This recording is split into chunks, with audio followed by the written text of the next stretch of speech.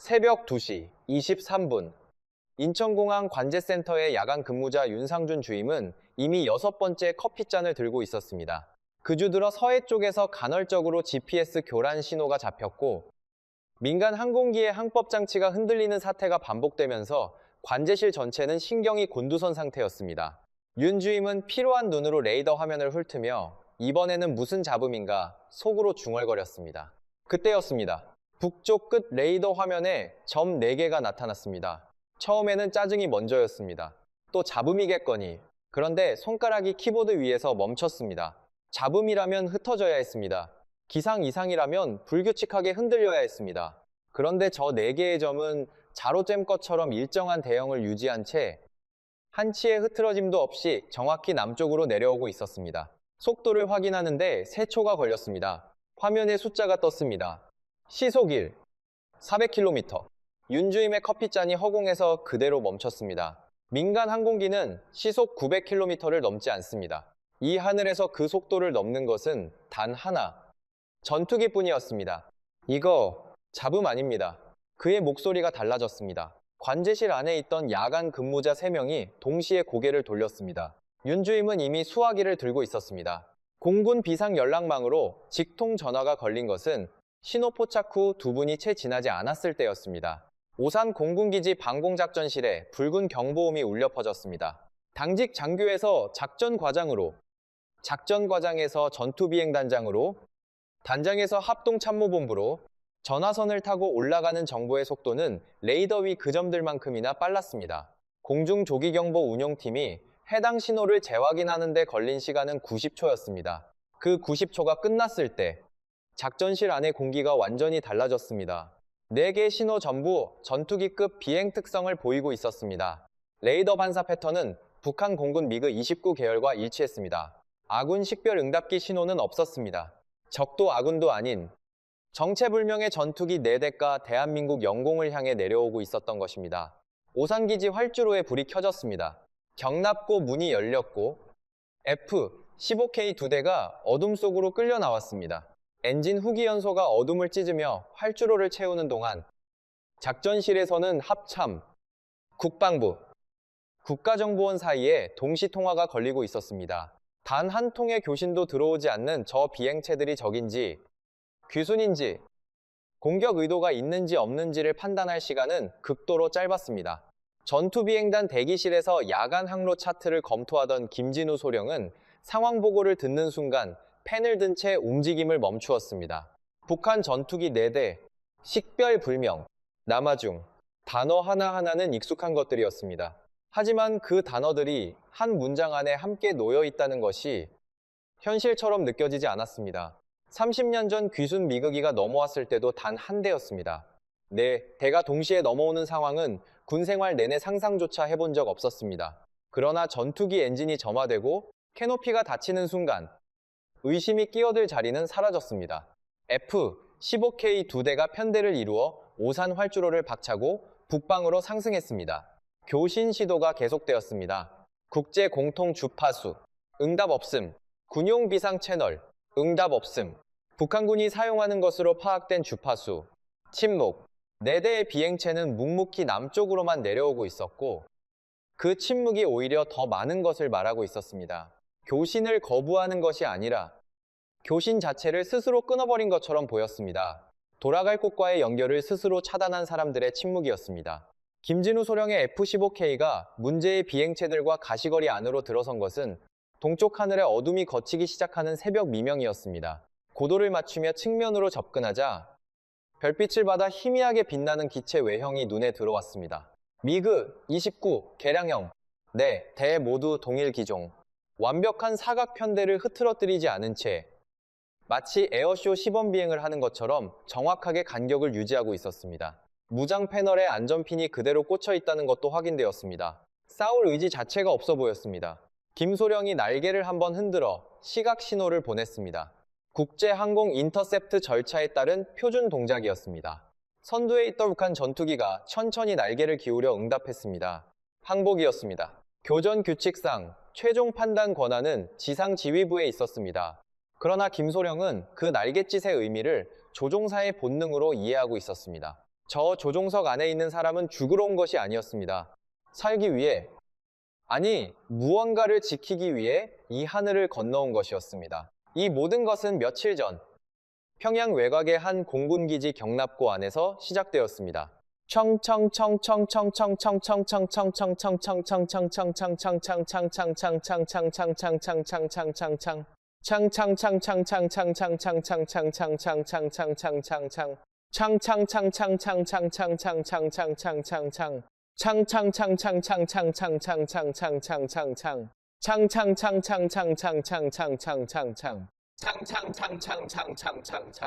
조선인민군 공군 특수작전 비행단 소속 대위였습니다. 남조선의 관제센터가 레이더망에 잡힌 저희를 보고 발칵 뒤집혔던 그날 밤보다 사흘 전 평양 외곽 공군기지 경납고 안이었습니다. 밤 11시 기지가 야간 정비에 들어가고 당직 근무자들이 교대를 마친 고요한 시각이었습니다. 경납고 깊숙한 구석 외부의 소음이 완벽히 차단되는 정비 보조동 안쪽에 저희 4명의 조종사가 모였습니다. 불은 켜지 않았습니다. 창문 틈으로 스며드는 차가운 가을 달빛만이 저희의 얼굴을 희미하게 비추고 있었습니다. 공기 중에는 매캐한 제트 연료 냄새와 차가운 금속 냄새가 섞여 맴돌았고 밖에서는 보위부 요원들이 순찰을 도는 군화 발소리가 일정한 간격으로 들려왔습니다. 저희가 운용하는 기체는 최근 개량된 미그 29M 모델이었습니다. 한 대당 수천억 원을 호가하는 북한 공군의 최상위 전략 자산이었습니다. 김정은 국무위원장의 각별한 관심 속에 평양 방어를 전담하는 저희 비행단은 겉으로는 최고의 대우를 받는 공군의 꽃이었습니다. 남들이 보기엔 모든 것을 다 가진 특권층이었을 겁니다. 하지만 그 화려한 포장지 속은 철저하게 썩어 들어가고 있었습니다. 북한의 공군기지는 2중 3중의 감시 체계가 작동하는 곳입니다. 최근 러시아의 기술 지원으로 곳곳에 신형 저전력 감시 카메라까지 설치되어 있었습니다. 부모 자식 간에도 사상을 의심해야 하는 이 통제 사회에서 최정예 조종사 4명이 보위부의 눈을 피해 한자리에 모였다는 것 자체가 이미 목숨을 건 반역이었습니다. 벽에 등을 기대고 선전은 바닥을 내려다보고 있었습니다. 제 맞은편에는 저와 비행훈련 동기인 임재석 중위가 서 있었습니다. 그는 평소에도 말이 없는 편이었지만 그날따라 굳게 담은 입술은 마치 바위처럼 단단해 보였습니다. 그 옆에는 저희 중 가장 나이가 어린 오승민 중위가 있었습니다. 나이는 어렸지만 전술적 판단 능력만큼은 으뜸인 친구였습니다. 어느 야간 비행 훈련 중 제 기체의 엔진 한쪽이 꺼졌을 때 자신의 기체를 제 날개 바로 옆까지 바짝 붙여 끝까지 활주로로 유도해 준 것이 바로 오중이었습니다. 그리고 마지막으로 창밖을 주시하며 팔짱을 끼고 있는 박철로 상위가 있었습니다. 저희 4명 중 가장 비행 경력이 길고 판을 읽는 눈이 가장 예리한 리더였습니다. 저희가 서로를 믿기까지는 수십 년의 시간과 목숨을 건 비행들이 필요했습니다. 공중에서 서로의 사각지대를 지켜주며 생사를 넘나들었던 시간만이 이 지옥 같은 체제보다 강한 신뢰를 만들어 주었습니다. 창밖의 군화 발소리가 완전히 멀어지고 나서야 박철로 상위가 천천히 고개를 돌렸습니다. 달빛을 받은 그의 눈빛은 깊고 고요했습니다. 오늘 아니면 영원히 못 나갑니다. 낮고 단단한 목소리가 어둠 속에 떨어졌습니다. 그 누구도 대답하지 않았습니다. 반론도 주저함도 없었습니다. 박 상위의 말이 끝나자마자 제가 먼저 손을 내밀었습니다. 이어 임재석 중위가, 오승민 중위가, 그리고 마지막으로 박철로 상위가 그 위에 손을 포겠습니다. 체제가 강요한 충성이 아니라 피보다 진한 전우애와 맹세가 맞닿는 순간이었습니다. 이제 주사위는 던져졌습니다. 그런데 이 계획에는 아직 해결되지 않은 치명적인 문제가 하나 남아 있었습니다. 바로 연료였습니다. 내공출모 평소 야간 훈련에 배정되는 연료량으로는 남쪽 휴전선 근처에도 가기 전에 엔진이 꺼질 것이 뻔했습니다. 기지를 떠나기 위해서는 반드시 연료 탱크를 최대치로 가득 채워야만 했습니다. 하지만 연료 보급은 철저하게 통제되고 있었습니다. 급유차의 계량기는 보위부 요원과 정비대장이 이중으로 자물쇠를 채워 관리했고 1리터의 오차만 발생해도 기지 전체가 발칵 뒤집히는 시스템이었습니다. 이 철통 같은 보안을 뚫고 4대의 전투기의 남쪽까지 날아갈 수 있는 최대 연료를 채운다는 것은 사실상 불가능에 가까웠습니다. 하지만 저희가 목숨을 걸고 이 무모한 탈출을 밀어붙일 수밖에 없었던 진짜 이유는 따로 있었습니다. 제가 조국과 군복을 버리고 남쪽 하늘로 기술을 돌리기로 결심한 건 오직 제 5살 난 아들 민우 때문이었습니다. 민우의 이상 증세를 처음 알아챈 것은 탈출을 결심하기 3달 전이었습니다. 야간 비행 훈련을 마치고 사택으로 돌아왔을 때 아내 서지연이 창백한 얼굴로 문 앞에 서 있었습니다. 민우가 오후 내내 열이 40도 밑으로 떨어지지 않는다고 했습니다. 처음에는 대수롭지 않게 여겼습니다. 아이들은 크면서 다 한 번씩 크게 아프다고, 며칠 푹 쉬면 나을 거라고 불안해하는 아내의 어깨를 토닥였습니다. 하지만 3일이 지나고 일주일이 지나도 민우의 열은 내리지 않았습니다. 아이의 하얀 피부에는 멍 같은 붉은 반점들이 돋아나기 시작했고 밤마다 고통에 겨워 신음했습니다. 기지 의무실을 찾아갔지만 소독약 냄새조차 나지 않는 텅 빈 약장에서 군의관이 꺼내준 것은 정체 모를 한약재 몇 부리가 전부였습니다. 단순한 열병 탓이오. 이걸 다려 먹여보시오. 군의관의 시선은 제 눈을 피하고 있었습니다. 민우의 병명은 급성 백혈병으로 의심되었습니다. 평양의과대학 병원에 동기가 있던 군의관이 나중에 조심스럽게 귀띔해준 사실이었습니다. 하지만 북한의 의료 시스템은 철저하게 붕괴된 지 오래였습니다. 당 간부들이 이용하는 전용 진료소가 아닌 이상 일반군 병원에는 기초적인 항생제나 수액조차 바닥난 상태였습니다. 저는 그 길로 비행단장을 찾아가 평양 제1병원으로의 진료 이송 신청서를 냈습니다. 특수비행단 조종사의 가족은 보안을 이유로 외부 접촉이 엄격하게 통제되어 있었기에 단장의 특별 결재가 반드시 필요했습니다. 하지만 서류를 훑어보는 단장의 반응은 얼음장처럼 차가웠습니다. 강대위, 당의 배려로 최신 미국기를 모는 동무가 개인적인 일로 동요해서야 쓰겠는가. 지금 남조선과 미국의 연합훈련 대응으로 비행단 전체가 초긴장 상태야. 평양병원 이송은 이번 비상훈련 주간이 끝난 뒤에 다시 결재를 올리라. 가슴이 덜컥 내려앉았습니다. 훈련이 끝날 때까지 2주를 더 버티라는 말이었습니다. 약 한 날도 없이 사경을 헤매는 5살 아이에게 2주라는 시간은 사형 선고나 다름없었습니다. 그날 저녁 사택으로 돌아왔을 때 저는 평생 잊지 못할 장면을 목격했습니다. 좁은 화장실 안쪽, 살을 에이는 듯한 차가운 수돗물 아래 아내 서지연이 소리 없이 어깨를 들썩이며 무언가를 빨고 있었습니다. 제 비행 스카프였습니다. 하얀 천의로 검붉은 핏자국이 끝도 없이 번져나가고 있었습니다. 아내 서지현은 누구보다 강인한 여자였습니다. 식량 배급이 끊겼을 때도 텃밭을 일과 가족을 먹여 살렸고 제가 야간 훈련으로 며칠씩 집을 비울 때도 단 한 번의 불평조차 하지 않았습니다. 그런 그녀가 화장실 바닥에 주저앉아 짐승처럼 울부짖고 있었습니다. 여보, 민우가 피를 토했어. 아내의 갈라진 목소리에 심장이 찢겨 나가는 것 같았습니다. 방 안으로 뛰어들어가 보니 민우의 작은 입술 주위로 붉은 피가 말라붙어 있었습니다. 아이의 가느다란 숨소리가 마치 끊어질 듯 위태롭게 방 안을 울렸습니다. 저는 무릎을 꿇고 아이의 작은 손을 잡았습니다. 불덩이처럼 뜨거웠습니다. 다음날 새벽, 저는 미그 29 전투기 조종석에 앉아 고도만 미터 상공을 날고 있었습니다. 저 아래 조그맣게 보이는 평양 시내와 기지의 낡은 의무실 지붕을 내려다보며 저는 조종관을 쥔 손을 부들부들 떨었습니다. 제가 몰고 있는 이 기체 한 대를 유지하는 데 들어가는 돈이면, 아니, 제가 지금 이 순간 소모하고 있는 항공유 한 통의 값이면 제 아들을 살릴 약을 수백 병은 살 수 있었습니다. 국가는 수천억 원짜리 살상 무기를 하늘에 띄우면서도 5살 아이를 살릴 해열제 하나를 구해주지 못했습니다. 초록빛으로 빛나는 헤드업 디스플레이를 바라보며 저는 제가 지켜야 할 진짜 조국이 무엇인지 깨달았습니다.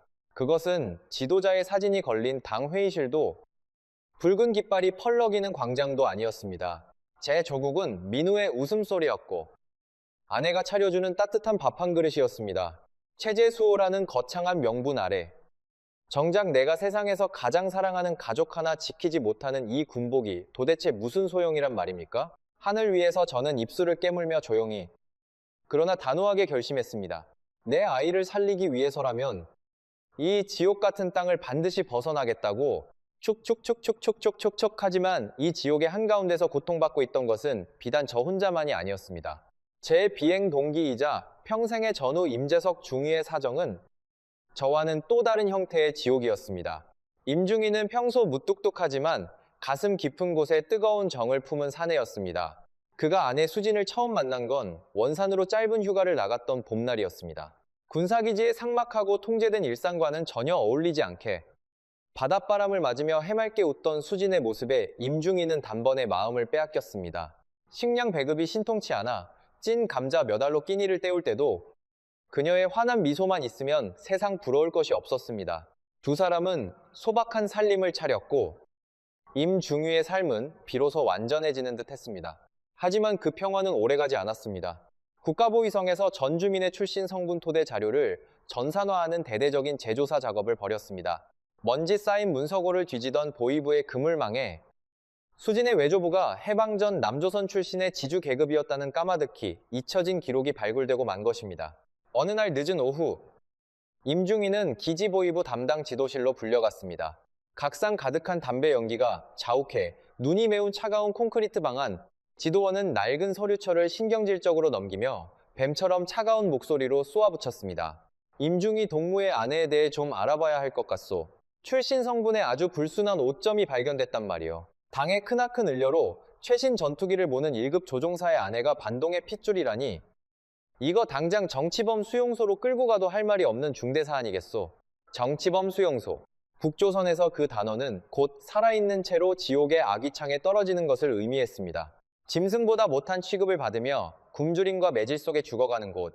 면담을 마치고 사택으로 돌아오는 임중희의 발걸음은 제 넋이 나간 사람처럼 비틀거렸습니다. 그날 밤 좁은 방 안에서 수진은 낡은 담요를 뒤집어 쓴 채 벽을 향해 누워 있었습니다. 숨소리는 규칙적인 것 같았지만 임중희는 아내가 지금 필사적으로 자는 척을 하고 있다는 것을 단번에 알았습니다. 공포에 질려 임중희는 밤새 단 한 번도 눈을 감지 못했습니다. 언제 보위부의 검은 지프차가 들이닥쳐 사랑하는 아내의 머리채를 끌고 갈지 모른다는 끔찍한 공포, 내일 아침 해가 뜨면 아내가 영영 사라질 수도 있다는 상상 속에서 그는 수진의 머리카락을 조용히 쓸어내리며 어둠 속에서 피눈물을 삼켰습니다. 며칠 뒤, 달빛이 구름에 숨어버린 어두운 밤이었습니다. 기지 외곽 뾰족한 철조망 담장을 따라 함께 야간 순찰을 돌며 임중희와 저는 삭막한 자갈 밟는 소리 사이로 서로의 참혹한 비밀을 조심스럽게 털어놓았습니다. 저는 피를 토하며 죽어가는 5살 아들 민우의 이야기를, 그는 수용소로 끌려갈 위기에 처한 아내 수진의 이야기를, 군인들 사이에서 가족의 치명적인 약점을 드러내는 것은 곧 자신의 목숨을 내놓는 행위였지만 우리는 이미 벼랑 끝에 서 있었습니다. 더 이상 물러설 곳이 없었습니다. 철조망 너머 자유가 있을 남쪽의 칠흑 같은 어둠을 응시하며 임중희가 마침내 무겁게 입을 열었습니다. 도현아, 우리 수진이 저 짐승 같은 놈들 손에 끌려가 죽게 내버려 둘 순 없다. 가자. 무슨 수를 써서라도 남쪽으로 가자. 우리가 가야 할 곳은 오직 한 방향뿐이었습니다. 총총총총총총총총총총총총난 무사히 빠져나가기 위해서는 절대적으로 해결해야만 하는 결정적인 문제가 도사리고 있었습니다. 바로 전투기의 심장을 채울 연료였습니다. 그리고 그 불가능해 보이던 답을 쥐고 있던 사람은 전혀 예상치 못한 말단 인물이었습니다. 기지정비대 소속 윤기아 하사는 지독하게 말이 없는 사내였습니다. 동료들이 낡은 식당에 모여 조악한 강냉이 국수로 줄인 배를 채우며 체제를 찬양하는 농담을 주고받을 때도 그는 늘 구석에 앉아 묵묵히 밥만 넘기곤 했습니다. 하지만 전투기와 복잡한 엔진 앞에서는 완전히 다른 사람이 되었습니다.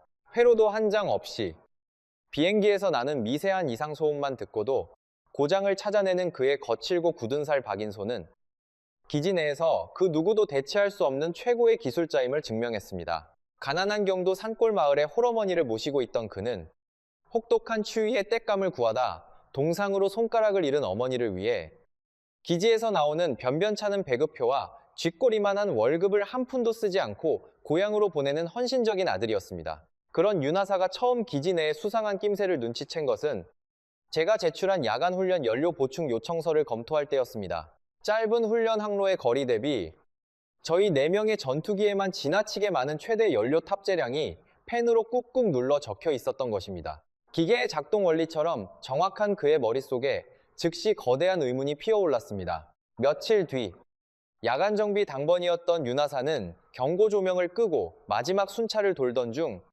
정비 보조동 안쪽에서 새어나오는 희미한 목소리들을 듣게 되었습니다. 저희 4명의 조종사가 모여 목숨을 건 미래를 하던 바로 그 순간이었습니다. 발걸음을 멈춘 윤하사의 귀에 조각난 단어들이 바람을 타고 날아들었습니다. 야간 훈련, 최대 연료, 그리고 남쪽. 그 세 개의 단어가 머릿속에서 거대한 톱니바퀴처럼 맞물리는 순간 윤하사의 낡은 군복 등줄기를 타고 차가운 식은땀이 흘러내렸습니다. 탄류. 그것은 조국과 수령에 대한 공화국 역사상 유례없는 반역이었습니다. 그는 어둠 속에서 돌처럼 굳어버렸습니다. 지금 당장 보위부가 있는 본관 쪽으로 달려가 이 사실을 고발하기만 하면 그는 즉각 연계 공훈당원으로 승격되고 남은 평생 고향의 홀어머니와 흰 쌀밥에 고깃국을 먹으며 살 수 있는 막대한 포상금이 주어질 터였습니다. 반대로 이 엄청난 사실을 알고도 눈을 감아준다면 연좌제에 얽혀 자신은 물론 함경도의 어머니까지 처참하게 공개 처형을 당할 것이 뻔했습니다. 생존과 신고를 향한 달콤한 유혹이 그의 온몸을 강하게 짓눌렀습니다. 본관을 향해 무거운 군화를 한 걸음 뗐습니다. 두 걸음째, 그의 머릿속에 문득 며칠 전 기지 의무실 복도에서 마주쳤던 제 아들 민우의 창백한 얼굴이 떠올랐습니다. 약 한 알 구하지 못해 피를 토하며 죽어가는 5살 아이, 그리고 보위부 요원들의 더러운 입살에 오르내리던 임중희 아내의 가련한 처지까지. 그들 모두가 이 잔혹한 체제와 껍데기뿐인 이념에 짓밟히고 있는 힘없는 생명들이었습니다. 윤하사의 발걸음이 본관 100m 앞에서 우뚝 멈췄습니다. 그는 눈을 질끈 감고 거친 숨을 몰아쉬었습니다. 그리고 천천히 자신이 걸어왔던 길을 되돌아 어두운 경납고로 방향을 틀었습니다. 이 체제가 주입한 공포보다 사람으로서 지켜야 할 최소한의 양심과 인간에 대한 연민이 그의 차가운 심장을 움직인 것이었습니다. 그날 밤 자정 무렵 윤하사는 성인 남자 몸통만 한 두꺼운 급유 호스를 어깨에 둘러매고 은밀하게 경납고로 잠입했습니다. 보위부의 붉은 봉인이 찍힌 이중 계량기를 자신만이 아는 기계적 편법과 우회 밸브로 무력화시킨 뒤 저희 4대의 미그 29 전투기 연료 탱크 덮개를 차례차례 열었습니다. 첫 번째, 두 번째, 세 번째 기체까지 짓고독한 JP-8 항공유 냄새가 코를 찌르는 가운데 그의 거친 손은 사시나무 떨리듯 심하게 요동치고 있었습니다. 발각되면 즉각 총살. 그 원초적인 공포가 뼛속 깊은 곳까지 스며들어 있었기 때문입니다. 하지만 마지막 네 번째, 제 기체의 연료 탱크에 무거운 급유 노즐을 꽂아 넣고 밸브를 최대로 개방하는 순간 미친 듯이 떨리던 그의 두 손이 거짓말처럼 멈추었습니다. 거의 중력으로 기체 안으로 쏟아져 들어가는 항공유의 묵직한 진동을 느끼며 윤하사는 오히려 설명할 수 없는 깊은 평온함을 되찾았습니다. 4대의 기체에 남조선의 활주로까지 날아가기에 충분한 최대 연료를 가득 채운 그는 소리 없이 탱크 덮개를 단단히 잠갔습니다. 모든 작업을 마치고 거대한 기체 날개 밑을 빠져나오던 윤하사는 출격 전 야간 점검을 위해 경납고에 들렀던 저와 정면으로 마주쳤습니다. 선늘한 달빛 아래 두 남자는 아무 말 없이 서로를 바라보았습니다. 저는 가득 차오른 기체의 연료 게이지를 확인하고는 믿을 수 없다는 듯 그의 깊은 눈을 응시했습니다. 보위부 신고 대신 기꺼이 죽음의 공범이 되기를 자처한 이 말단 정비병의 얼굴에는 그 어떤 두려움이나 후회도 남아있지 않았습니다. 저는 고맙다는 말조차 입 밖으로 낼 수 없었습니다. 그 어떤 인간의 단어로도 그가 기꺼이 짊어진 목숨의 무게를 대신할 수 없었으니까요. 윤하사는 그저 기름때 묻은 낡은 정비모를 한 번 고쳐 쓰고는 저를 향해 짧고 묵직하게 고개를 끄덕였습니다. 살아서 가십시오. 그의 갈라진 입술은 소리를 내지 않고 움직였지만 저는 분명히 그 간절한 외침을 심장으로 들을 수 있었습니다.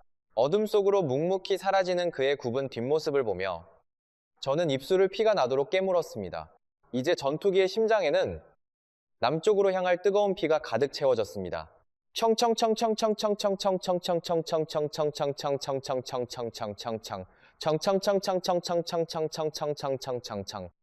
저희의 리더 박철로 상인은 차갑게 식은 머리로 가장 치명적인 문제를 계산하기 시작했습니다. 저희가 주둔한 평양 외곽기지의 방공망은 러시아의 최신 방공 기술이 도입되며 최근 더욱 촘촘해진 상태였습니다. 한 대의 전투기라도 허가 없이 비정상적인 기동을 시작하는 순간 경납고에서 활주로까지 이어지는 모든 구역에 경보가 울리고 1분 안에 수백 발의 대공포와 요격 미사일이 하늘을 뒤덮도록 설계되어 있었습니다.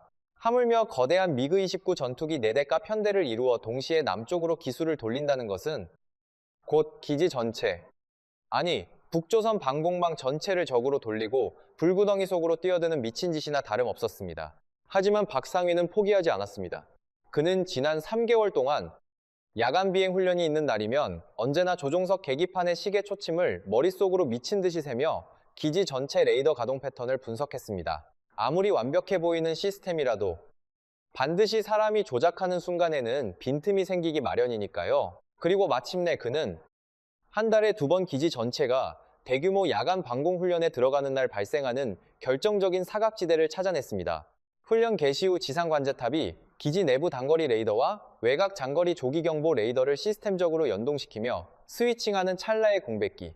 그 짧은 시간 동안 고도 50m 이하의 초저공으로 산악 지형에 바짝붙어 비행한다면 구형 레이더망의 간섭 현상에 숨어 완전히 추적을 피할 수 있다는 계산이 나왔습니다. 박상위가 초 단위로 치밀하게 측정한 그 레이더 사각지대의 시간은 단 8분 30초였습니다. 저희 4대의 전투기가 8분 30초 안에 정해진 훈련 항로를 이탈하여 남쪽의 험준한 산악지대 능선을 스치듯 타고 넘어 평야지대까지 진입해야만 했습니다. 칠흑 같은 어둠 속에서 시속 수백 킬로미터로 비행하며 산 봉우리와 고압선, 그리고 레이더를 피해 50m의 고도를 유지한다는 것은 단 한 번의 조종간 조작 실수만으로도 산중턱에 처박혀 거대한 화염에 휩싸이는 자살 비행이나 마찬가지였습니다. 하지만 그 누구도 두려움을 표출하지 않았습니다. 홀어머니를 여의고 홀로 비행하던 오승민 중위는 담담한 목소리로 말했습니다. 돌아가신 제 어머니가 항상 말씀하셨습니다. 네가 하늘을 나는 걸 좋아해서 참 다행이라고. 하지만 선배님들, 제가 지금 날고 있는 이 북조선의 하늘은 허락된 하늘일 뿐입니다. 진짜 자유로운 하늘을 한번 날아보고 싶습니다. 겨우 8분 30초면 충분합니다. 오중위의 그 말에 저희 4명은 어둠 속에서 다시 한번 강한 결의를 다졌습니다. 그리고 탈출을 결심한 지 열흘째 되던 날, 기적처럼 저희 4명 모두가 당일 야간 훈련 비행 명단에 올랐습니다. 행정병의 단순한 특기병 배정 오류로 인한 우연이었지만 박상위의 눈빛은 안도가 아닌 날카로운 경계로 번뜩였습니다. 우연은 곧 가장 완벽한 위장이었고 하늘이 주신 마지막 기회였습니다. 이제 모든 전술적 계획은 완벽하게 세워졌습니다. 하지만 작전 개시를 불과 하루 앞둔 그날 밤, 저희는 가장 고통스러운 훈련인 이별을 마주해야만 했습니다. 출발 전날 밤, 낡고 외풍이 드는 사택의 안방. 저는 낡은 담요를 덮고 누운 아들 민우의 곁에 앉아 있었습니다. 민우의 이마에는 땀방울이 맺혀 있었지만 다행히 열은 조금 내린 듯 가느다란 숨을 몰아쉬며 곤히 잠들어 있었습니다. 파리하게 야윈아이의 뺨을 조심스럽게 쓰다듬자 민우가 무의식 중에 제 손가락을 작은 손으로 꽉 쥐었습니다. 그 작은 온기가 제 얼어붙은 심장을 송곳처럼 찔러왔습니다. 제 뒤에는 아내 서지연이 서 있었습니다. 그녀는 수건을 들고 조용히 민우의 땀을 닦아주고 있었지만 그녀의 눈빛은 이미 모든 것을 알고 있는 듯 했습니다. 제가 야간 훈련이 있다는 말을 꺼내기도 전에 아내는 제 군복의 흐트러진 깃을 반듯하게 펴주며 저와 조용히 눈을 맞추었습니다. 묻지도 대답하지도 않았습니다. 탈출이라는 위험한 단어를 입에 올리는 순간 벽 너머의 도청 장치가 우리의 숨통을 조여올 수 있었으니까요. 서지연은 그저 떨리는 손으로 제 거친 두 손을 한번 꼭 쥐었다가 천천히 놓아주었습니다. 그 무언의 스킨십은 100마디의 말보다 더 깊고 슬픈 작별 인사였습니다. 반드시 살아서 민우의 약을 구해오라는 간절한 기도이자 어떤 고난이 닥쳐도 나는 당신을 믿는다는 부부의 굳은 맹세였습니다. 저는 아내의 창백한 입술을 한번 바라보고는 뒤돌아보지 않고 문을 나섰습니다. 뒤돌아보는 순간 이 지옥에 가족을 두고 떠나는 죄책감에 무너져 내릴 것 같았기 때문입니다. 같은 시각 임재석 중위의 사택, 어두운 방 안에서 수지는 지쳐 잠들어 있었습니다. 내일 보위부에 끌려갈지도 모른다는 공포에 시달리던 그녀의 얼굴은 눈물 자국으로 얼룩져 있었습니다. 임중희는 수진의 머리맡에 무릎을 꿇고 앉아 그녀의 헝클어진 머리카락을 한번 조용히 쓸어 넘겨주었습니다. 수진아, 조금만 버텨. 내 반드시 너를 데리러 올게.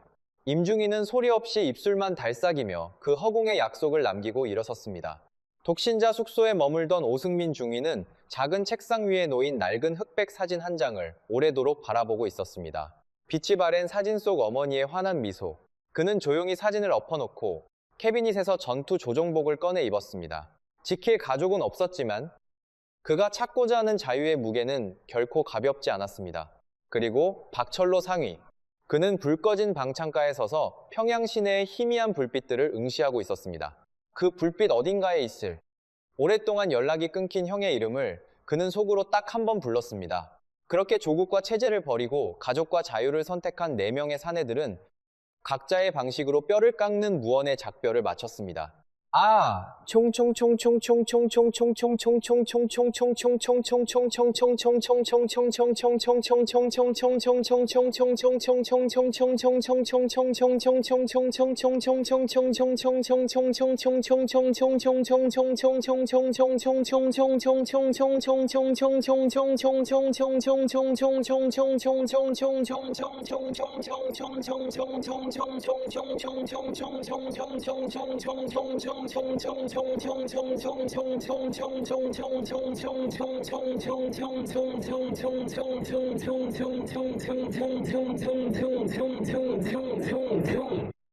기지 외곽의 활주로에는 살을 에이는 듯한 날카로운 가을 바람이 불고 있었습니다. 경납고의 거대한 철문이 바람에 부딪히며 기괴한 쇳소리를 냈고 활주로 끝에 도열한 유도등, 불빛은 바람에 흔들리며 불길하게 깜빡이었습니다. 조종사 대기실에서의 훈련 브리핑 시간, 비행단장이 지휘봉으로 지도를 가리키며 훈련 항로와 고도, 복귀 시각을 건조하게 읊어대는 동안 저희 4명은 무표정한 얼굴로 앞만 주시하고 있었습니다. 브리핑이 끝난 뒤 조종석으로 향하기 전 임재석 중위가 제 옆을 스쳐 지나가며 제 어깨를 한번 툭 쳤습니다.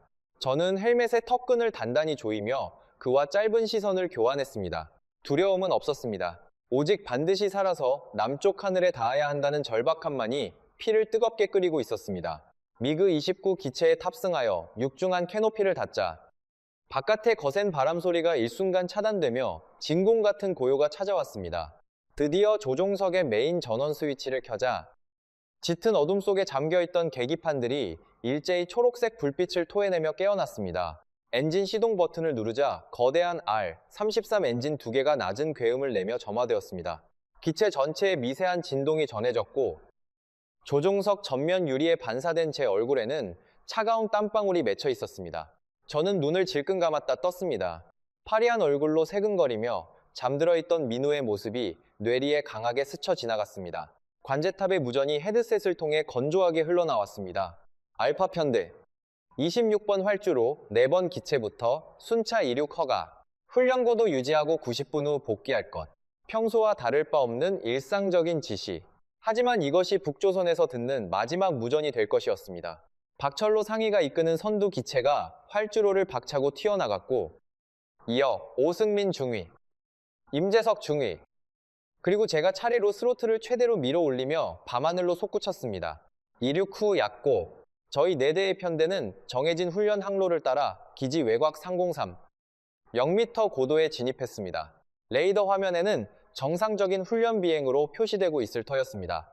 박철로 상위의 침착한 숨소리가 편대 내부 전용 주파수를 통해 들려왔습니다. 레이더 스위칭까지 3분 전, 그의 초읽기가 시작되었습니다. 2분 전, 1분 전, 그리고 마침내 8분 30초의 사각지대가 열리는 그 순간 이동, 박상위의 짧고 단호한 그 한마디가 무선에 울려 퍼진 순간 저희 4대의 전투기는 마치 하나로 연결된 거대한 짐승처럼 일제히 기술을 땅을 향해 꺾어내렸습니다. 훈련 항로를 완전히 이탈하여 험준한 산악지대로 곤두박질치는 급강하 기동. 고도계의 바늘이 미친 듯이 회전하며 숫자를 지워나갔습니다. 센 0m, 2, 0m, 500m, 그리고 50m. 저희는 산등성이를 스칠 듯이 바짝 붙어 시속 900km로 야간 초저공 비행에 돌입했습니다. 조종간을 쥔 손바닥은 이미 축축하게 땀으로 젖어 있었고 엄청난 중력 가속도가 온몸의 피를 발끝으로 쏠리게 만들었습니다. 그로부터 정확히 4분 뒤 지상 관제탑의 레이더 화면에서 4개의 점이 훈련 항로를 크게 벗어나 남쪽으로 질주하는 이상 징후가 감지되었습니다. 관제 담당 장교가 다급하게 마이크를 잡았습니다. 알파 편대, 응답하라. 항로를 이탈했다. 편대 즉시 기술을 돌려 복귀하라. 여전히 끔찍한 침묵만이 무선을 채웠습니다. 3번째, 호출마저 응답 없이 묵살되자 관제탑 전체에 귀를 찢는 비상벨이 울려 퍼지기 시작했습니다. 당직 사관이 새파랗게 질린 얼굴로 상부에 보고하는 그 순간 저희 4대의 기체는 이미 첫 번째 산맥을 넘어 남쪽을 향해 미친 듯이 질주하고 있었습니다. 명백한 탈주였습니다. 충충충충충충충충청량 지하 벙커에 위치한 방공사령부 작전 통제실, 거대한 한반도 전술 지도 위로 붉은색 비상 경광등이 미친 듯이 회전하며 피비린내 나는 밤의 시작을 알렸습니다. 당직 지휘관인 최중좌가 다급하게 상황실로 뛰어 들어왔을 때 낡은 레이더 화면 위에는 훈련 항로를 이탈해 미친 듯이 남쪽으로 질주하는 4개의 점이 깜빡이고 있었습니다. 처음 보고를 받았을 때만 해도 그는 조종사들의 단순한 항법, 오차나 계기 고장을 의심했습니다. 체제의 1급 엘리트 조종사 4명이 동시에 배신을 할 것이라고는 감히 상상조차 할 수 없었기 때문입니다. 하지만 3차례의 관제탑 호출이 철저하게 묵살되고 4대의 기체가 일말의 주저함도 없이 남쪽의 산악지대로 파고들자 그의 등줄기를 타고 차가운 공포가 흘러내렸습니다. 중좌 동지, 총정치국과 국가보위성에서 직통 전화가 빗발치고 있습니다. 부관의 목소리가 떨리고 있었습니다. 최중좌는 마른 침을 삼키며 레이더 화면을 노려보았습니다. 저들이 만약 이대로 군사분계선을 넘어 남쪽으로 넘어간다면 그 책임은 고스란히 방공사령부의 몫이 될 것이 뻔했습니다. 자신은 물론 가족들의 목숨까지 보장받을 수 없는 끔찍한 결과였습니다. 그는 꽉 쥔 주먹이 하얗게 질리도록 부들부들 떨며 결단을 내렸습니다. 쏘아라.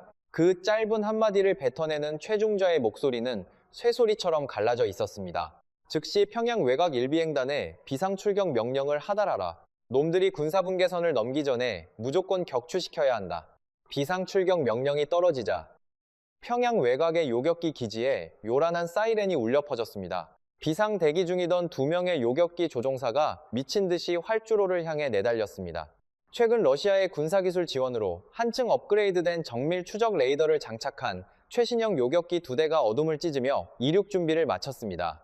지상 관제소에서 하달된 명령은 짧고 단호했습니다. 목표는 알파 편대내기, 추격하여 경고하고, 경고를 무시하면 즉각 격추하라. 요격기 조종사들의 얼굴에는 아무런 감정의 동요도 없었습니다. 그들은 수십 년간 오직 명령에 살고 명령에 죽는 기계로 길러진 자들이었습니다. 지금 자신이 쏘아 올려야 할 미사일의 끝에 한때 같은 식당에서 밥을 먹고 함께 훈련을 받던 전우들이 있다는 사실을 고민할 여유 따위는 이 체제에 존재하지 않았습니다. 거대한 화염을 뿜으며 2대의 요격기가 밤하늘로 솟구쳐 올랐습니다. 사냥이 시작된 것이었습니다. 청청청청청청청청청청청청청청청청청제 전투기 계기판에 소름 끼치는 경보음이 울리기 시작한 것은 저희가 첫 번째 산맥을 넘고 20여 분이 지났을 무렵이었습니다. 라스코 RWR 경보. 후방에서 강한 레이더 신호가 제 기체를 훑고 지나가는 신호. 적기가 저를 조준했다는 섬뜩한 경고였습니다. 뒤를 돌아볼 여유조차 없었습니다.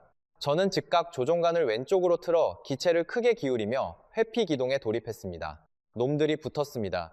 통신망에 다급하게 소리치며 저는 기술을 아래로 꺾어 좁고 험준한 산맥의 골짜기 사이로 미끄러져 들어갔습니다. 러시아의 기술 지원으로 개량된 요격기의 추적 레이더는 생각보다 훨씬 집요하고 정교했습니다. 하지만 야간 초저공 산악 비행에 있어서만큼은 수백 시간의 혹독한 훈련을 거친 저희 4명이 압도적인 우위를 점하고 있었습니다. 초록빛으로 지형을 그려내는 야간 투시 장비에 의지한 채 저는 시속 900km의 속도로 50m 고도를 유지하며 산등성이를 스치듯 아슬아슬하게 비행했습니다. 하지만 요격기 중 한 대가 무리하게 고도를 낮추며 저희의 뒤를 집요하게 물고 늘어졌습니다. 8km, 7km, 거리가 좁혀질수록 레이더 경보음의 주기가 미친 듯이 짧아지더니 이내 찢어질 듯한 고음의 미사일 발사 준비 신호로 바뀌었습니다. 그 순간 오승민 중위가 자신의 기체를 급격히 틀어 요격기 쪽으로 기술을 향했습니다. 무장 안전피는 그대로 꽂혀 있었지만 마치 요격기를 향해 미사일을 발사할 것처럼 위협적인 공격 기동을 취한 것이었습니다. 순간적으로 당황한 요격기가 회피 기동을 위해 기체를 꺾었고 그 찰나의 틈을 타 저는 레이더 조준에서 벗어나 다시 산등성이 너머로 몸을 숨길 수 있었습니다. 잘했습니다. 항로를 유지하십시오. 회피 기동은 최소화해야 합니다. 연료를 아껴야 합니다. 박철로 상위의 냉철한 목소리가 통신망을 통해 들려왔습니다. 등줄기에 식은땀이 흘렀지만 박 상위의 지시는 정확했습니다. 회피 기동을 위해 스로틀을 최대로 밀어올릴 때마다 연료 게이지의 바늘은 눈에 띄게 줄어들고 있었습니다. 목적지까지 남은 거리와 현재 연료량을 계산해보면 이대로 계속 꼬리를 물고 늘어지는 추격전을 버티다가는 남쪽 땅을 밟기도 전에 4대 모두 허공에서 엔진이 꺼져버릴 위기였습니다. 임재석 중위는 아무 말 없이 조종관을 꽉 쥔 채 앞만 주시하고 있었습니다. 그의 머릿속에는 수용소로 끌려갈 위기에 처한 아내 수진의 얼굴이 가득 차 있었을 것입니다. 제가 한 번 더 끌겠습니다. 임중위의 결연한 목소리가 통신망을 갈랐습니다. 하지만 마십시오.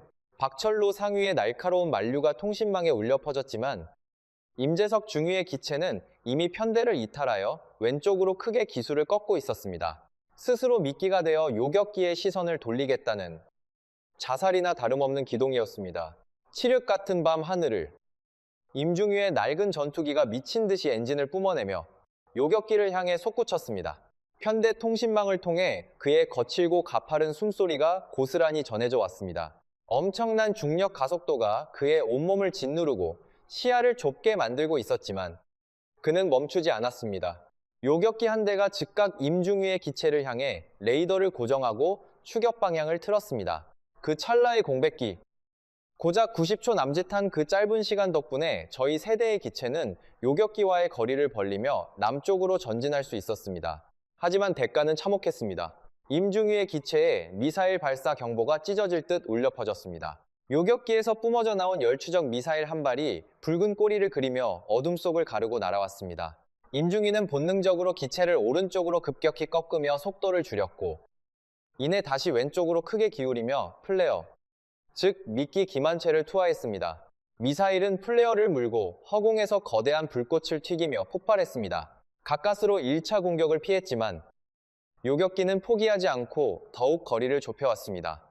이제 임중위가 피할 수 있는 지형지물은 얼마 남지 않은 상황이었습니다. 임재석, 당장 고도를 낮추고 북동쪽 능선으로 빠져나오십시오. 박철로 상위의 절박한 외침에도 임중위는 대답이 없었습니다.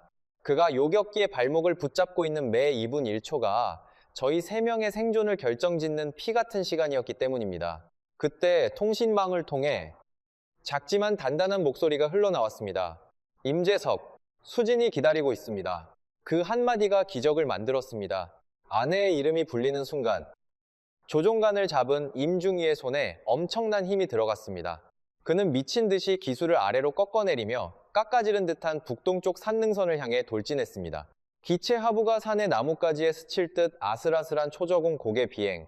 요격기의 조종사는 결국 충돌의 공포를 이기지 못하고 추격을 포기한 채 기수를 돌렸습니다. 7분 뒤 천신만고 끝에 임재석 중위의 기체가 비틀거리며 저희 편대 뒤쪽으로 합류했습니다. 기체의 왼쪽 날개에는 요격기의 기관포에 스친 시커먼 화염 자국이 선명하게 남아 있었습니다. 연료가 모자랍니다. 계속 갈 수 있을지 모르겠습니다. 임중위의 헐떡이는 목소리가 들려왔습니다. 계기판의 연료 경고등이 붉은 빛을 뿜어내며 미친 듯이 깜빡이고 있었습니다. 하지만 박철로 상위는 흔들림이 없었습니다. 연료 아끼지 마십시오. 이 순간 이후로 아끼는 연료는 의미 없습니다. 최고 속도로 돌파합니다. 이제는 뒤를 돌아볼 수도 멈출 수도 없었습니다.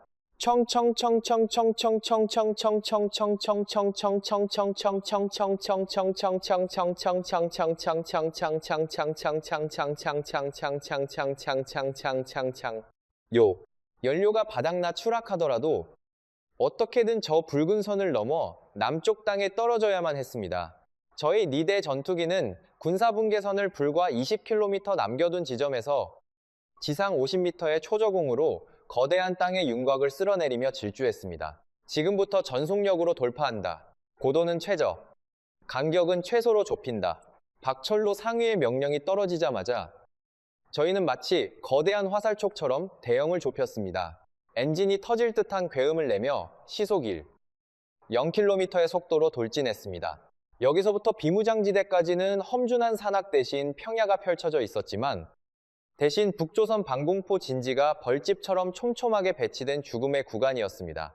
레이더를 피하기 위해 낮게 날면 방공포의 직사 사거리에 들어가고 방공포를 피하려 높이 날면 대공 미사일의 표적이 되는 아이러니 박철로 상위는 방공포 진지와 진지 사이의 2km 남짓한 틈새를 정확히 계산하여 방공포가 조준을 마치기 전에 그 사이를 찍고 지나가는 미친 전술을 선택했습니다. 오직 계산과 직관, 그리고 서로에 대한 절대적인 신뢰만이 저희의 유일한 무기였습니다. 좌측 지상 레이더 신호 감지, 방공포 진지입니다. 오승민 중위의 다급한 무전이 터져 나왔습니다. 우측으로 10도 꺾어서 통과한다. 박상휘의 지시와 동시에 지상에서 붉은 불기둥이 솟구쳤습니다. 북조선의 대공포 진지가 저희를 향해 불을 뿜기 시작한 것이었습니다. 야간 투시 장비의 초록빛 화면 위로 예광탄들이 빗발치며 하늘에 치명적인 선을 그어댔습니다. 그중 한 발이 오승민 중위의 기체 좌측 날개를 아슬아슬하게 스치고 지나갔습니다. 엄청난 충격파에 기체가 요동쳤지만 그는 짐승처럼 으르렁거리며 조종간을 부여잡고 속도를 더욱 높였습니다. 포탄의 궤적이 사방에서 터져오르는 아비규환 속을 뚫고 3분 남짓을 때 제 야간 투시경 화면에 비무장지대를 알리는 철책선의 희미한 윤곽이 들어왔습니다. 아무런 표식도 없는 그저 차가운 흑선. 하지만 저 선을 넘는 순간 저는 조국을 배신한 반역자이자 가족을 살리기 위해 지옥을 탈출한 아버지가 될 것이었습니다. 조종관을 쥔 손바닥에 피가 통하지 않을 정도로 엄청난 힘이 들어갔습니다. 기체가 그 보이지 않는 경계선을 찍고 통과하는 순간 숨이 턱 막히며 눈시울이 뜨거워졌습니다. 제 뒤를 이어 임재석 중위가 오승민 중위가 차례로 그 선을 넘었습니다. 마지막으로 박철로 상위의 기체가 군사 분계선을 통과하며 늘 얼음장처럼 차갑던 그의 목소리가 처음으로 통신망을 타고 미세하게 떨렸습니다. 남쪽입니다. 아무도 환호하지 않았습니다. 눈물이 뺨을 타고 흘러내렸지만 닦아낼 여유조차 없었습니다. 아직 끝난 것이 아니었기 때문입니다. 임재석 중위의 연료 경고등은 이미 미친 듯이 전멸하며 사실상 바닥을 드러내고 있었고 남쪽 하늘 저 멀리서 대한민국 공군의 F-15K 전투기 2대가 저희를 향해 무서운 속도로 접근하고 있었습니다. 그들이 저희를 격추하라는 명령을 받았는지 유도하라는 명령을 받았는지는 아무도 알 수 없었습니다. 살아서 지옥을 빠져나왔지만 저희의 목숨은 여전히 바람 앞에 등불이었습니다. 청충충충충충충충충충충 대한민국 공군 김진우 소령은 F-15K 전투기의 조종관을 쥔 채 깊은 갈등에 빠져 있었습니다. 북쪽에서 넘어온 미확인 비행체 니 대가 방공포의 포화를 뚫고 마침내 군사분계선을 넘었다는 보고가 들어왔지만 지상 상황실에서는 아직 격추와 유도 사이에서 명확한 결론을 내리지 못하고 있었습니다. 전시 교범에도 없는 초유의 사태였습니다. 하지만 현장에서 기체들을 육안으로 확인한 김소령의 본능은 다르게 말하고 있었습니다. 저들은 싸우러 온 것이 아니다. 무장 안전피는 그대로 꽂혀 있고 날개를 흔들며 투항 의사를 밝혔다. 적대 의사가 없는 비행체를 향해 방아쇠를 당기는 것은 전투 조종사의 명예와 인간의 본성에 어긋나는 짓이다. 김소령은 상황실의 최종 명령을 기다리는 대신 과감하게 국제 군용 비상 채널에 송신 버튼을 눌렀습니다. 여기는 대한민국 공군입니다. 귀 비행체는 즉각 고도를 높이고 신원을 밝히십시오. 10초, 20초, 무거운 침묵만이 흘렀습니다. 김소령은 주파수를 바꾸어 다시 호출했습니다. 여기는 대한민국 공군입니다. 응답하십시오. 여전히 대답은 없었습니다. 하지만 니 대의 기체는 어떠한 적대적 기동도 취하지 않은 채 천천히 고도를 높이며 지시에 따르는 모습을 보였습니다. 세 번째 호출이 나간 직후 치지직하는 거친 잡음과 함께 김소령의 헤드셋으로 낯선 사내의 거친 숨소리가 들려왔습니다. 두려움과 절박함, 그리고 극한의 피로가 뒤섞인 생생하게 살아있는 인간의 숨소리였습니다. 그리고 마침내 흘러나온 한국어. 우리는 탈북 중입니다. 공격 의사 없습니다. 유도해 주십시오. 억양은 투박하고 달랐지만 분명 같은 언어였습니다. 조종석을 가득 채운 그 한마디에 김소령의 손가락이 송신 버튼 위에서 멈칫했습니다. 수십 년간 적으로만 훈련받아 온 이들이 목숨을 걸고 이 하늘을 건너와 가장 먼저 내뱉은 살려달라는 외침. 김소령은 즉각 상황실에 보고를 올림과 동시에 통신 채널을 열어 대답했습니다. 예, 확인했습니다. 편도를 0m로 높이십시오. 우리가 유도하겠습니다. 그 말에 통신망 너머로 지쳐나간 한숨이 새어나왔습니다. 감사합니다. 단 3글자, 수십 년의 억압된 삶, 수백 번의 목숨을 건 비행, 그리고 죽음의 문턱에 두고 온 가족에 대한 모든 감정이 그 짧은 단어 안에 응축되어 있었습니다. 김진우 소령의 F-15K 2대는 북에서 온 니대의 미그 29 전투기를 양옆에서 에스코트하며 나란히 비행하기 시작했습니다. 어제까지 적으로 마주해야 할 기체들이 길잡이와 투항자가 되어 같은 하늘을 같은 곳을 향해 날아가는 경이로운 풍경이 대한민국 영공 위에 펼쳐졌습니다. 청청청청청청청청청청청청청청청청청 청청청청청청청청청. 하지만 그 평화로운 비행도 잠시 오산 공군기지로 향하는 착륙 항로에 접어들었을 때 저희를 기다리고 있는 것은 상상조차 하지 못한 끔찍한 난관이었습니다. 저희의 유도 항로가 인천국제공항으로 진입하는 민간 항공기들의 궤적과 일시적으로 교차하게 된 것이었습니다. 당시 인천공항 관제탑은 그야말로 아수라장이었습니다. 내내 북한의 오물풍선 사태와 GPS 전파 교란 공격으로 비상 상황에 이골이 나 있던 관제사들이었지만 무장한 북한 전투기 4대가 공항 외곽 공역을 가로질러 날아오고 있다는 통보는 차원이 다른 공포였습니다. 착륙을 위해 순서를 대기하며 상공을 선회 중이던 12대의 육중한 국제선, 민간 항공기들에게 일제히 고도를 높이고 우회하라는 다급한 지시가 빗발쳤습니다. 일부 연료가 간당간당한 항공기들은 기술을 돌리며 비상 착륙을 요청했고 관제사들의 손은 키보드 위에서 미친 듯이 춤을 추었습니다. 터미널 유리창 너머로 이른 새벽 도착할 가족을 기다리거나 여행의 설렘에 들뜬 수백 명의 승객들은 자신들의 머리 위에서 방금 전까지 생사를 넘나드는 추격전을 벌인 북한 전투기들이 스쳐 지나가고 있다는 사실을 꿈에도 모른 채 평온한 일상을 누리고 있었습니다. 이 일촉발의 아찔한 교차 비행을 뚫고 오산기지 진입로에 들어선 순간 임재석 중위의 기체에서 마침내 최악의 비상신호가 터져나왔습니다. 임재석, 연료 잔량 확인, 보고하라. 박철로 상위의 다급한 무전에 임중위의 떨리는 목소리가 돌아왔습니다. 5분 비행분 미만입니다. 오산기지 활주로까지 남은 거리는 41km. 현재 속도로 아무리 빨리 날아가도 최소 7분이 걸리는 거리였습니다. 엔진이 허공에서 꺼질 것이 확실해졌습니다. 출력을 최소로 줄이고 고도의 위치 에너지를 이용해 활공 비행으로 전환하십시오. 박상위의 냉정한 지시가 떨어졌습니다. 전투기로 글라이더처럼 활공을 시도한다는 것은 극도로 위험한 도박이었습니다. 기체의 조종 안정성이 급격히 떨어져 자칫 스핀에 빠지면 그대로 땅에 곤두박질 칠 수 있었습니다. 임중위는 지시대로 스로틀을 최대로 당겨 엔진 출력을 죽이고 기술을 살짝 내렸습니다. 조종석을 가득 채우던 엔진의 굉음이 순식간에 잦아들며 소름 끼치는 정적이 찾아왔습니다. 계기판의 속도계가 빠르게 뚝뚝 떨어지고 있었습니다. 임중위는 양손으로 조종관을 사력을 다해 움켜쥐었습니다. 여기서 죽을 순 없어. 수진이가 기다리고 있다. 제발 조금만 버텨줘. 그때 강도현의 기체가 임중위의 기체 바로 옆으로 바짝 다가왔습니다. 2대의 전투기가 날개 끝과 끝이 닿을 듯한 1m 남짓한 거리로 아슬아슬하게 나란히 비행했습니다. 강도현은 통신망으로 아무 말도 하지 않았습니다. 하지만 그 침묵과 그 거리는 그 어떤 말보다 강력한 메시지였습니다. 내가 네 옆에 있다. 끝까지 함께 간다. 임중위의 거친 숨소리가 잦아들며 안도의 한숨이 새어나왔습니다. 오산기지 활주로에는 이미 비상 착륙 절차가 가동되어 소방차와 구급차가 양옆으로 붉은 경광등을 번쩍이며 도열해 있었습니다. 임중위의 기체가 활주로 진입로에 들어선 순간 깜빡이던 연료 경고등이 붉은색으로 완전히 고정되었습니다. 연료가 단 한 방울도 남지 않고 완전 소진되었다는 사형 선고였습니다. 임중위는 짐승처럼 포효하며 조종관을 당겼습니다. 착륙 강화각을 맞추고 죽어가는 기체의 마지막 관성을 이용해 활주로 중심선의 기술을 정렬했습니다. 눈앞으로 시속 수백 킬로미터로 다가오는 활주로의 유도등, 불빛, 그리고 쾅 하는 굉음과 함께 타이어가 활주로 바닥에 닿는 순간 푸스하는 소리와 함께 미그의 거대한 엔진 2개가 완전히 꺼져버렸습니다. 기체는 오직 자체 무게와 관성만으로 활주로를 무서운 속도로 내달렸고 서서히 속도가 줄어들더니 유도선 정중앙을 한치도 벗어나지 않은 채 완벽하게 멈춰섰습니다. 관제탑 안에서 지켜보던 장교들의 입에서 짧고 강렬한 탄성이 터져 나왔습니다. 연료 제로 상태에서의 기적 같은 완벽한 활공 착륙이었습니다.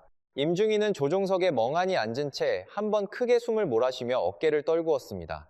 뒤를 이어 제 기체가 오승민 중위가 그리고 마지막으로 박철로 상위의 기체가 차례로 오산기지 활주로에 무사히 내려앉았습니다.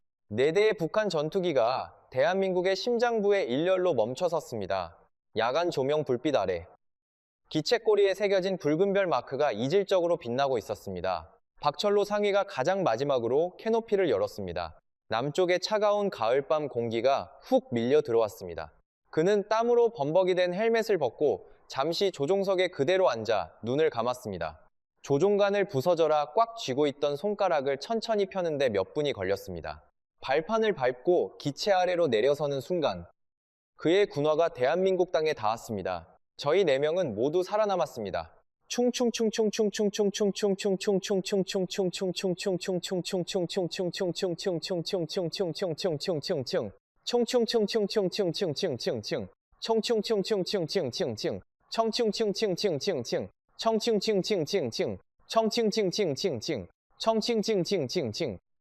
저희의 목숨보다 훨씬 더 끔찍하고 거대한 가치를 지닌 비밀이 숨겨져 있었습니다. 오산기지에 착륙한 저희 4명은 즉각 철저하게 분리되어 격리 대기실로 안내되었습니다. 의자와 테이블, 따뜻한 물과 군용 비상식량이 놓여 있었지만 그 누구도 먼저 손을 뻗지 못했습니다.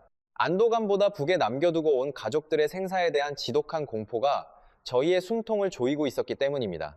의무 요원들이 다녀간 뒤 국가정보원 합동신문조가 투입되었습니다. 조사는 빠르게 진행되었지만 분위기가 급반전된 것은 박철로 상위가 조종복 안주머니에서 꺼낸 작은 데이터 칩 하나 때문이었습니다. 빈손으로 오면 아무도 저희 말을 믿어주지 않을 것 같았습니다. 그리고 저희 가족들을 무사히 데려오기 위한 최소한의 조건이 필요했습니다.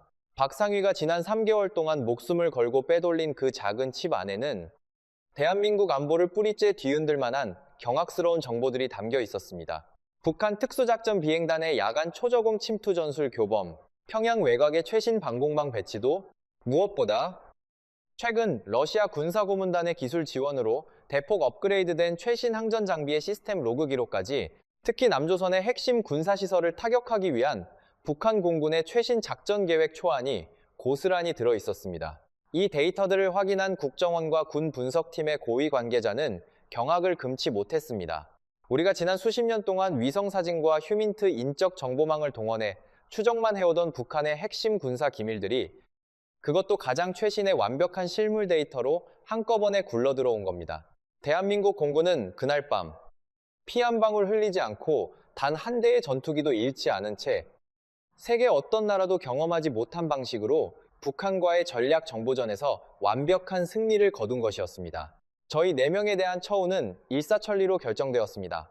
특별 탈북자 신분으로 등록되었고, 정부 차원의 대대적인 정착 지원과 함께 가장 중요한 미션, 즉 북에 남은 저희 가족들을 구출하기 위한 비밀 공작이 즉각 가동되었습니다.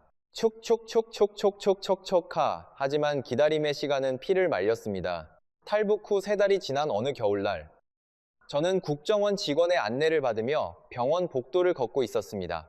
저 멀리 복도 끝에서 중국과 제3국을 거치는 수천 킬로미터의 목숨을 건 사투 끝에 마침내 대한민국 땅을 밟은 아내 서지연이 제 아들 민우를 안고 나타났습니다.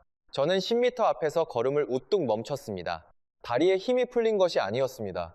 꿈에 그리던 아내와 아들의 모습이 너무나 비현실적으로 선명해서 한 걸음을 더 내디디면 이 모든 것이 신기루처럼 사라져버릴까봐 두려웠습니다. 제 눈과 마주친 아내의 눈시울이 붉게 달아올랐습니다. 그때 아내의 품에 안겨있던 민우가 고개를 돌려 저를 보았습니다. 아이는 작은 손을 뻗으며 제 쪽으로 몸을 뒤틀었습니다. 아빠. 복도를 울리는 그 작고 가녀린 목소리. 저는 그 순간 짐승처럼 울부짖으며 달려가 아내와 아이를 동시에 끌어안았습니다. 민우의 작은 두 팔이 제 목을 꼭 감싸 안았습니다. 그 아이의 체온은 세상 그 어떤 나침반보다 뜨거웠습니다. 대한민국 최고 수준의 의료진이 대기하고 있었고, 민우는 즉각 완벽한 백혈병 치료에 돌입할 수 있었습니다. 임재석 중위의 아내 수진이 입국한 것은 그로부터 보름 뒤였습니다. 국경을 넘다 심하게 다쳐 붕대를 감은 채 절뚝거리며 들어오는 수진의 모습에 임중희는 고개를 푹 숙인 채 눈물을 뚝뚝 흘렸습니다. 자신을 살리기 위해 아내 혼자 그 험난한 사선을 넘어오게 한 죄책감 때문이었습니다. 하지만 수진은 임중희에게 다가가 그의 거친 손을 두 손으로 꼭 쥐며 환하게 웃어 보였습니다. 잘했어요. 우리 살았잖아요. 그 짧은 두 마디에 임중희의 모든 고통과 눈물은 눈 녹듯 씻겨 내려갔습니다. 가족이 없던 오승민 중위는 탈북민 정착지원센터에서 만난 한 자원봉사자 아주머니의 밥은 챙겨 먹었니라는 따뜻한 함경도 사투리 한마디에 태어나 처음으로 진짜 가족의 온기를 느꼈습니다. 그리고 우리의 리더 박철로 상위. 그는 끝내 북에 남은 형의 생사를 확인하지 못했습니다. 하지만 그는 포기하지 않고 매주 통일부와 국정원을 찾아 형의 소식을 묻고 있습니다. 언젠가는 반드시 닿을 것이라는 믿음. 그가 우리를 이끌고 이 하늘을 넘었을 때의 그 굳은 믿음 그대로입니다. 따뜻한 봄날, 저는 건강한 혈색을 되찾은 민우의 손을 잡고 병원 앞을 산책하고 있었습니다. 가로수 가지마다 연두빛 새이파리가 돋아나고 있었습니다. 그 생명력 넘치는 풍경을 보며 저는 가슴 깊이 깨달았습니다. 저희 4명이 목숨을 걸고 전투기를 몰아 남쪽 하늘을 건너온 것은 단순히 체제를 배신한 것이 아니었습니다. 저희는 한 대당 수천억 원짜리 살상 무기보다 더 큰 것을 선택했을 뿐입니다. 허락된 하늘을 나는 조종사의 영광보다 더 높은 것. 독재자의 명령을 따르는 군복보다 더 무거운 것. 그것은 바로 가족이었습니다. 이 모든 기적 같은 이야기는 그 가을밤 어둠이 깔린 경납고 안에서 저희 4명이 말없이 서로의 손을 포개주던 그 순간 이미 완성되어 있었는지도 모릅니다. 여러분, 수천억짜리 전투기를 몰고 죽음의 하늘을 건넌 사내들의 이야기 어떻게 들으셨습니까?